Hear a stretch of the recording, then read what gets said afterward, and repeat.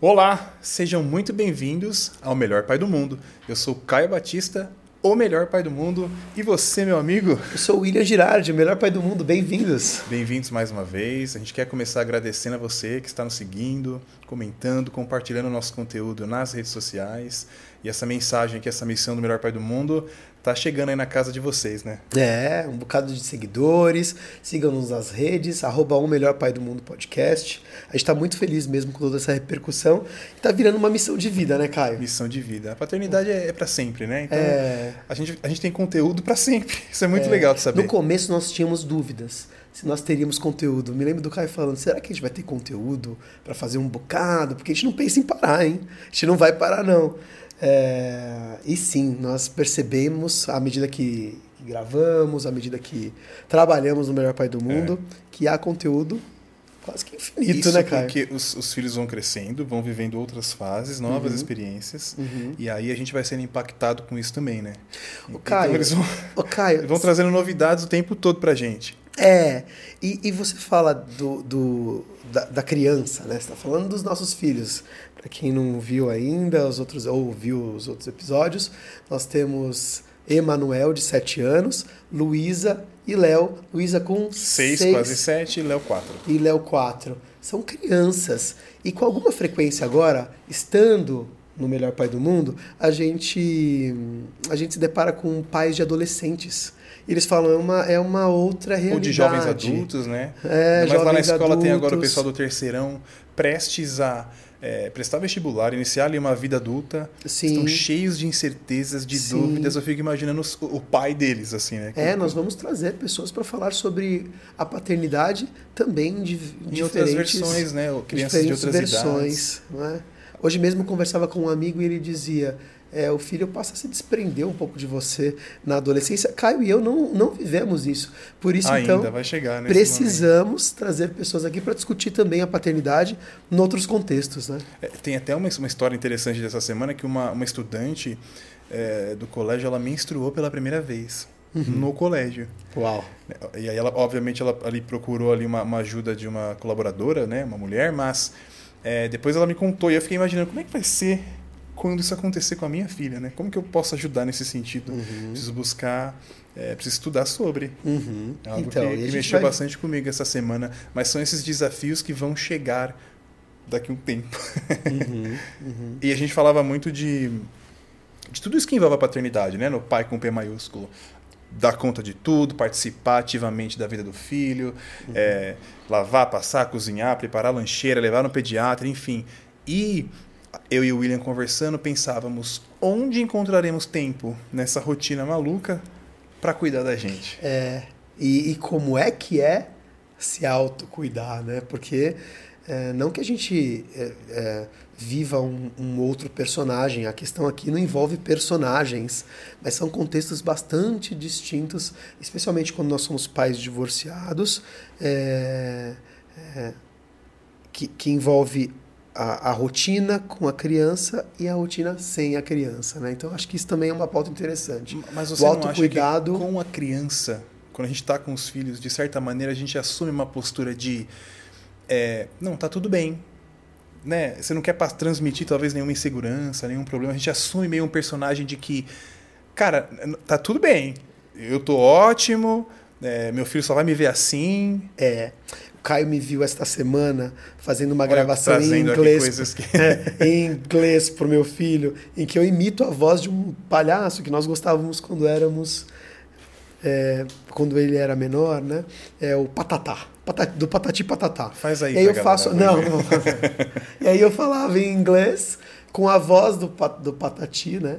E estava ali fazendo aquele personagem que era o pai mais bem-humorado da época em que ele era menorzinho. Então, sim, talvez, Caio, a gente assuma alguns personagens, principalmente aquele, não do super-herói, mas aquele que não pode estar frágil, né?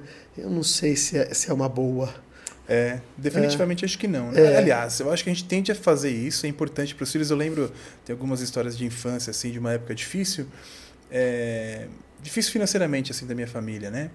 mas que eu não senti, não carrego nada, assim, nenhum grande trauma em relação a isso. E depois, com mais maturidade, eu me lembro de conversar muito com a minha mãe sobre isso, e a gente fez algumas referências àquele filme A Vida é Bela. Sim.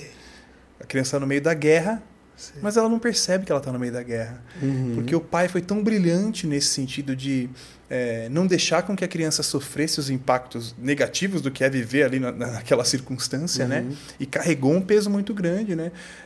Mas quando a gente pensa no autocuidado, é isso, é encontrar um caminho de cuidar da gente também, né? Porque Sim. o pai que não cuida de si não vai estar bem para cuidar do filho.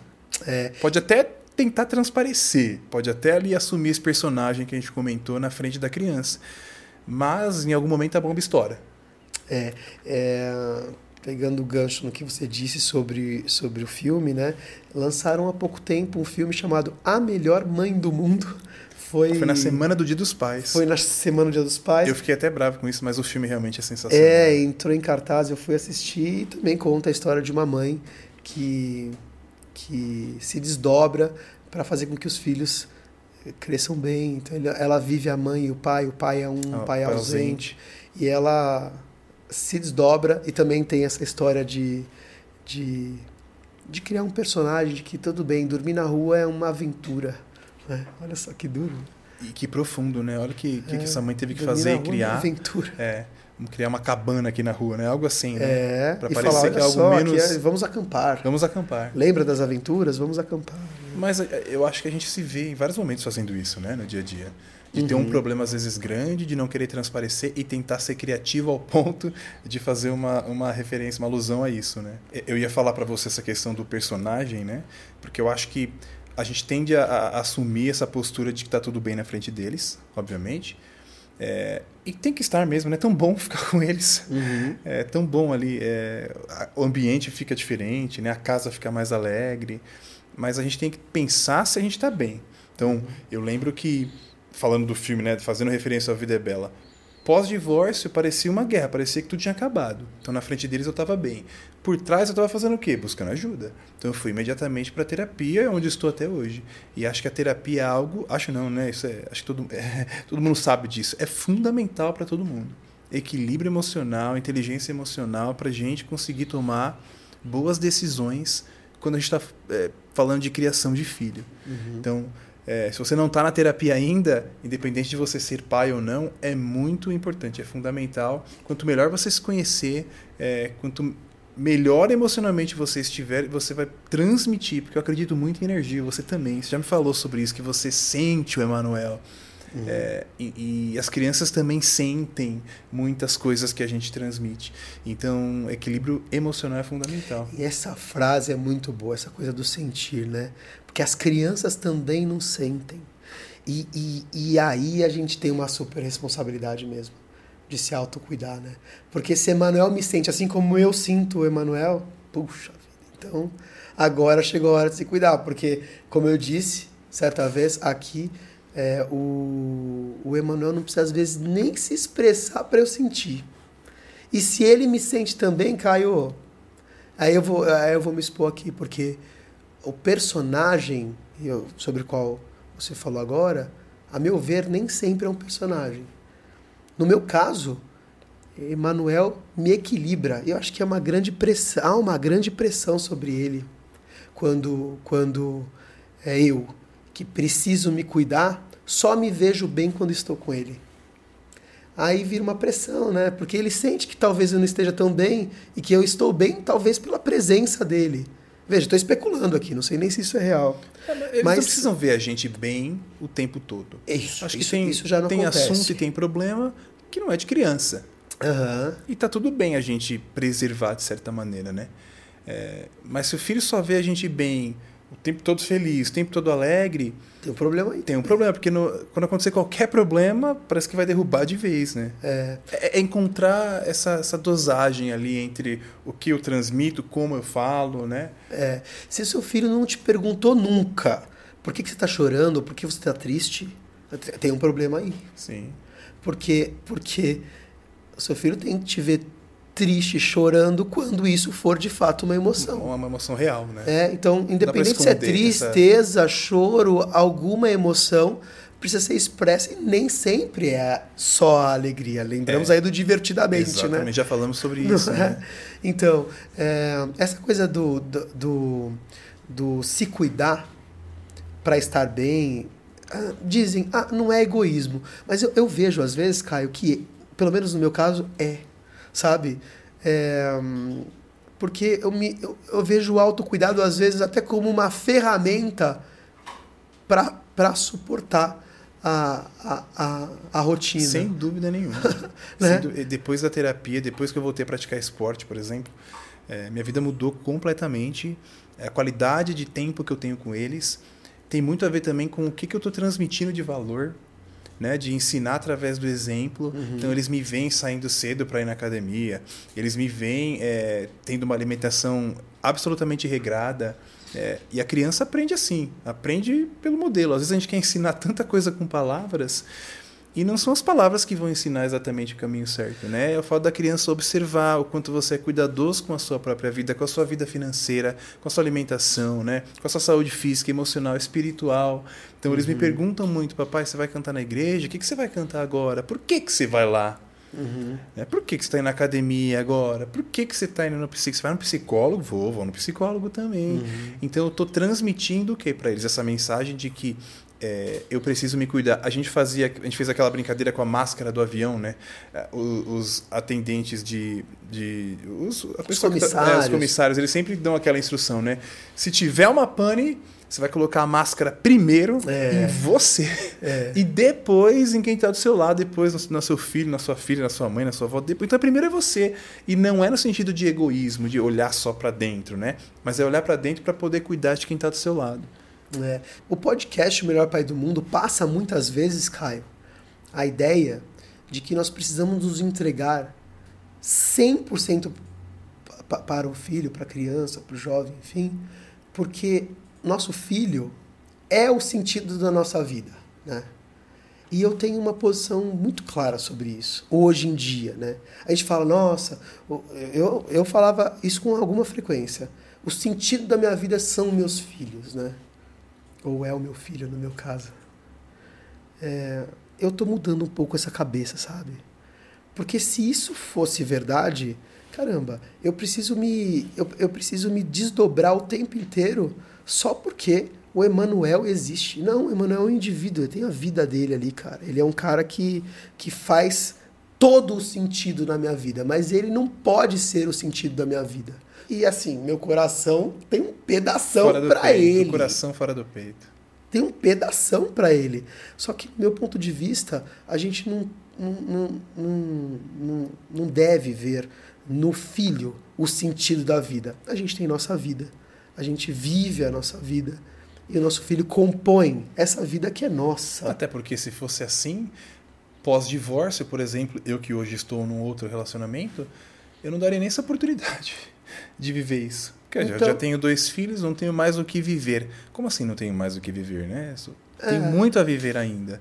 Mas confesso que para mim isso é um pouco difícil ainda. Eu acho que você tem toda a razão quando você fala que não é só o filho, mas eu ainda me vejo priorizando eles demais. E acho que é um pouco natural, né? Sim. As decisões que eu tomo, ou as coisas que eu decido não fazer, eu percebo que eles estão sempre em primeiro lugar, assim.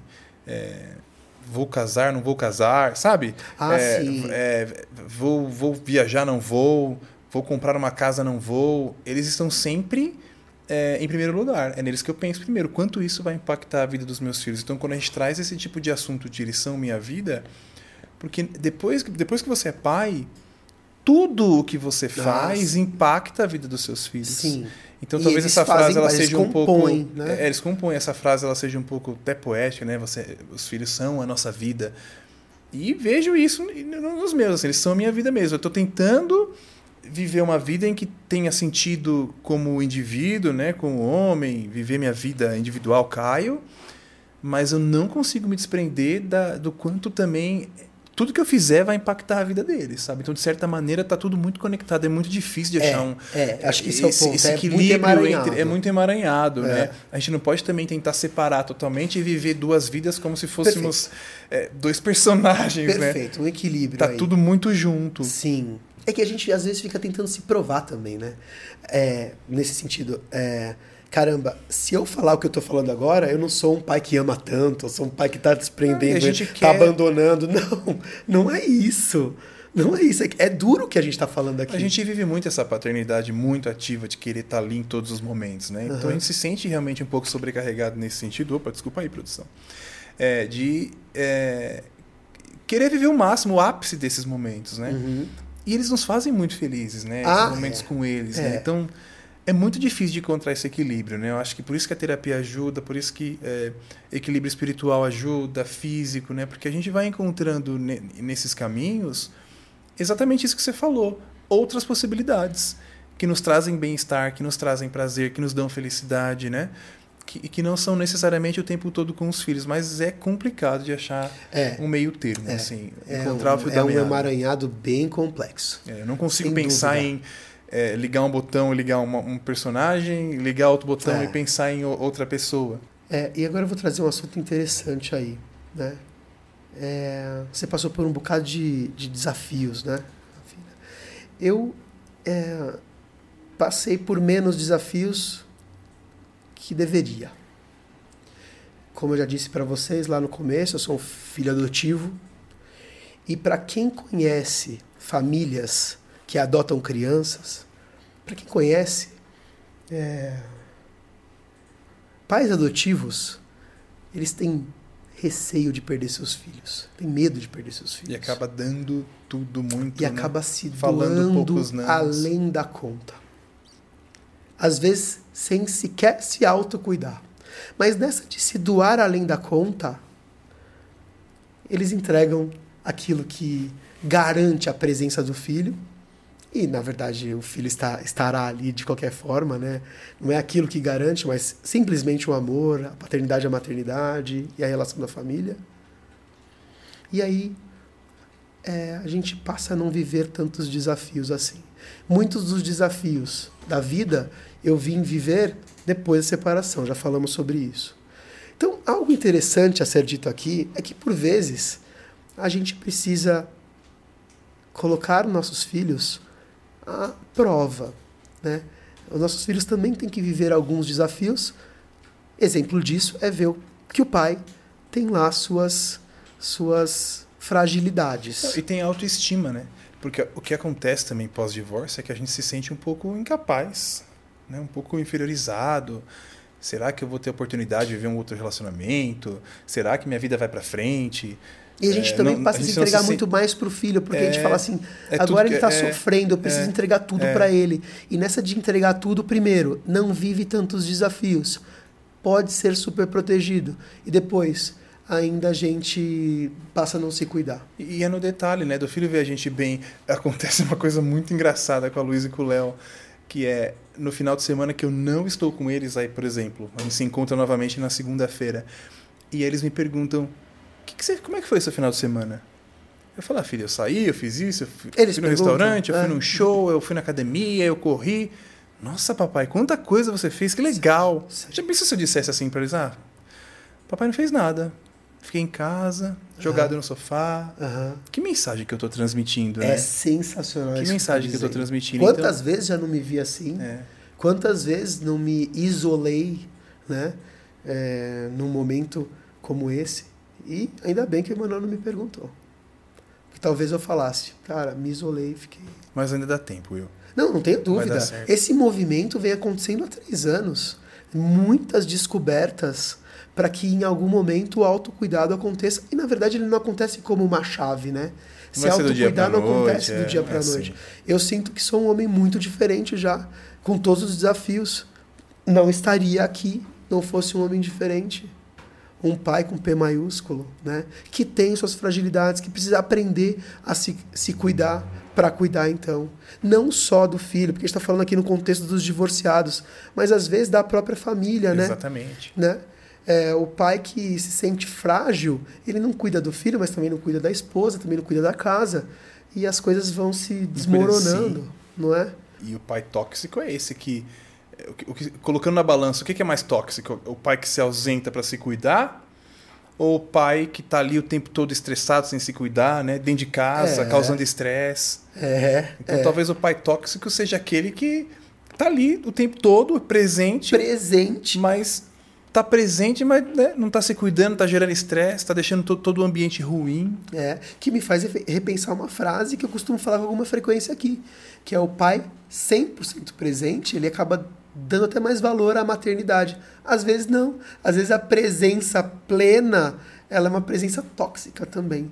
Por quê? Porque aí ele não tá se cuidando. Não tá sendo um bom exemplo também, né? Você tá dentro de casa só comendo porcaria, enfim, não fazendo nada de relevante, não mostrando nenhuma coisa boa pro seu filho. Até que ponto essa presença ela é benéfica? É parar, né? Muitas vezes é parar, seja a mulher, seja o homem, para se autocuidar, ainda que seja meditando, não precisa necessariamente ser... Enfim, cada qual no seu contexto, né? Tem gente que corre 40 quilômetros, eu acho uma loucura. Você já correu 40 quilômetros? 40 ainda não, chegarei lá. Quanto você já correu?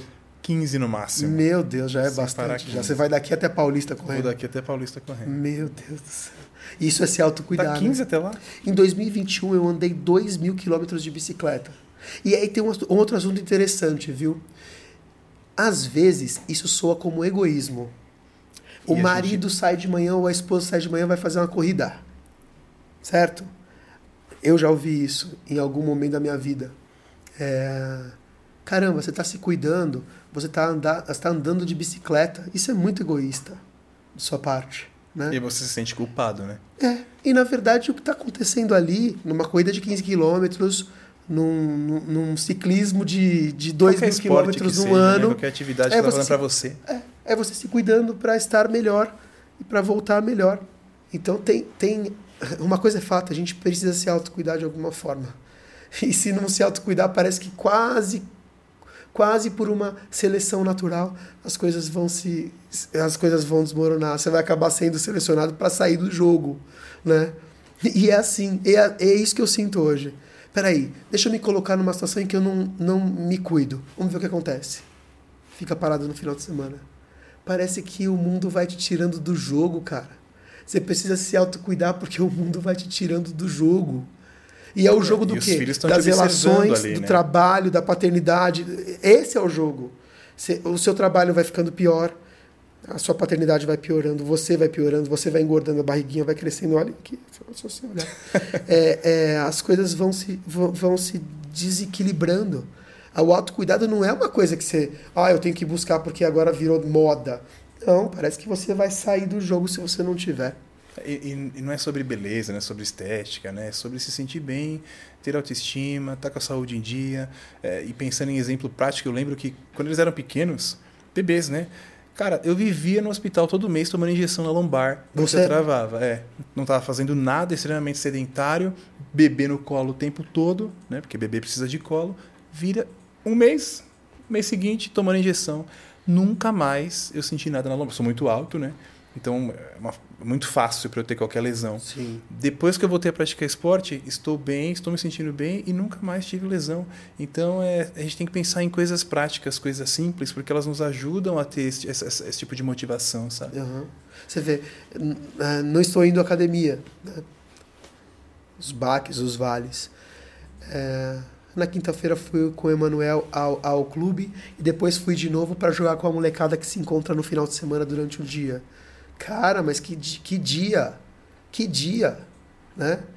Pô, joguei com a molecadinha lá e eu não tenho ligamento nesse joelho, hein? Mas joguei bem, corri, divertido pra cá. Peraí.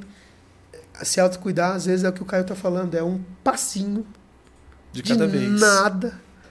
E nessa de você se autocuidar, você se torna um pai melhor. Importante. A gente tá falando muito hoje da figura do homem aqui, porque desdobramento do autocuidado é uma boa paternidade. É um tabu, realmente, mais para o homem, principalmente para o pai, que quer ser super pai, que não quer transmitir nenhuma vulnerabilidade, que quer se mostrar forte o tempo todo.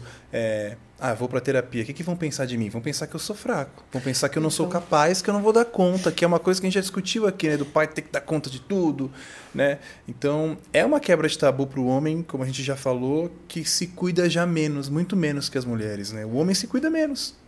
O autocuidado para o homem é um tabu ainda. E você sabe que nesse sentido eu não me sinto. Eu não me sinto dessa forma. Eu não tenho problema, confesso, eu não tenho problema em mostrar fragilidade. Às vezes, Caio, eu mostro até fragilidade demais, eu acho. Às vezes eu choro demais, às vezes eu me exponho demais, eu exponho muito minhas fragilidades. Eu acho que o contraponto também não é tão bom. O Manuel chega a perguntar pra mim às vezes: opa, e agora? Por que você tá. Não é assim. Mas por que você está chorando? Por que você está frágil agora, me diz? Como se eu fizesse isso com alguma frequência. E às vezes ele vai identificar um homem frágil. E não é necessariamente isso. Né? Não sei se ele está homem frágil na identificando essência, um homem né? frágil. Talvez alguém que está deixando a emoção fluir, que está, né, Também. se comunicando de alguma maneira. Também. E aí ele também se sente à vontade para Alguém que não está querendo emocionar. ser forte o tempo todo. E você está passando uma mensagem também de que, pô, então quando eu não estiver bem, imagina o Emanuel pensando, né? Quando eu não estiver bem, eu também posso chorar, posso falar que eu não estou bem, não preciso querer estar bem o tempo todo. A parte boa disso é quando você expressa as fragilidades estando frágil para o seu filho, você está sendo verdadeiro. Eu acho que isso acima de tudo, porque se estou frágil, estou naquela ocasião expressando fragilidades com alguma frequência, porque de fato estou frágil, porque de fato estou tá sendo sincero, tá sincero, genuíno. autêntico. Precisa colocar sua máscara, vai no cinema sozinho, sai pra curtir um show sozinho, vai fazer um esporte radical sozinho, Isso aí. vai curtir um final de semana, fazer uma viagem sozinho, se conectar com você mesmo primeiro, né, e descobrindo passo a passo o que te faz bem, o que te deixa feliz. Viver esse tipo de experiência assim, vai fazer bem. Pessoas que passaram baques aí, olhem para essa conversa, podem me colocar na posição de quem passa baque e precisa se reconstruir, não tem problema. A tal da Fênix aí, não tem problema. A gente está aqui para isso mesmo. Identifiquem-se comigo, porque juntos nós vamos conseguir nos reconstruir socialmente, mentalmente, fisicamente, para que as coisas então se curem, se equilibrem. E somente assim, homens, nós nos tornamos bons pais. Não é o contrário. Não é o Emanuel me faz ser um bom pai, vou buscar cuidados. Não. Eu estou bem. Preciso mudar isso na minha mente. Eu estou bem, eu me cuido, eu sou completo, sou 100%. Então, me torno um bom pai e um bom filho e um bom bocado de coisas. Nada a acrescentar, né? Depois dessa, coloque sua máscara você também, cuide de você, para que você se torne uma pessoa melhor, um pai melhor. Muito obrigado, William Girardi. Obrigado. A gente agradece a todos vocês aí que estão. Cara. É uma terapia, é um divã. A gente se sente no divã. Siga-nos nas redes sociais, @o Melhor Pai do Mundo Podcast. E a gente se vê nos próximos episódios. Até mais. Até mais.